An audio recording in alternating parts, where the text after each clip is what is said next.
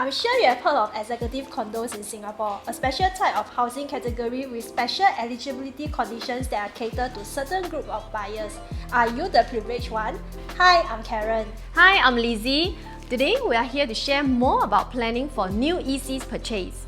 Getting a new EC isn't just about browsing through the floor plans and knowing the indicative pricing. We will need at least 6 months to plan so that you'll be ready on the launch day to ballot for your ideal unit.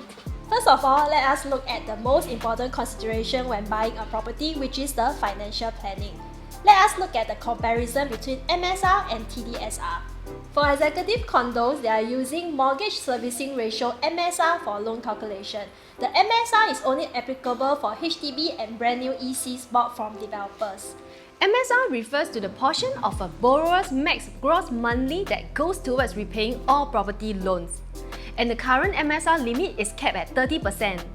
On the other hand, TDSR is used for all property loans, public or private. The TDSR dictates that your total monthly loan payments for all loans including home loans, car loans, credit card debts do not exceed 55% of total gross monthly income. Let's look at this example of a couple with gross monthly combined income of 12,000, both 35 years old. If we are using MSR, their total loan amount is 800,000 for an EC. And if we are using TDSR, they can actually borrow up to 1.47 million for a condominium. For some cases, MSR is a more stringent criterion to fulfill than the TDSR, especially for those with no other debts.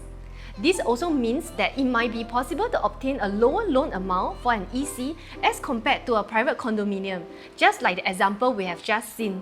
And this might potentially lead to a shortfall in your property purchase, which you will need to cover with either cash or CPF. Next, we will discuss about the differences between an EC and a private property. There are two types of payment scheme, the progressive payment scheme and the deferred payment scheme available for EC. You should be familiar with the usual progressive payment scheme. What's a deferred payment scheme? With this deferred scheme, after the initial down payment, the remaining balance payment will only be activated when the project TOP. This payment scheme is particularly useful for HDB upgraders who wish to continue staying in their HDB while waiting for the keys to the new EC, and also for those who want to avoid paying 2 monthly installments at one time.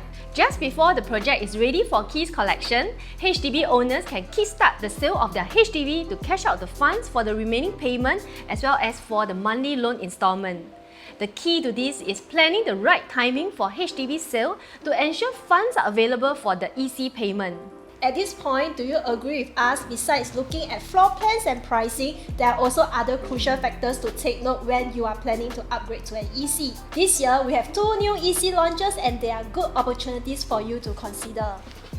If you need us to guide you through this upgrading process in a systematic and stress-free way, do approach us and we'll be happy to assist. This is Lizzie. And this is Karen. We will see you soon.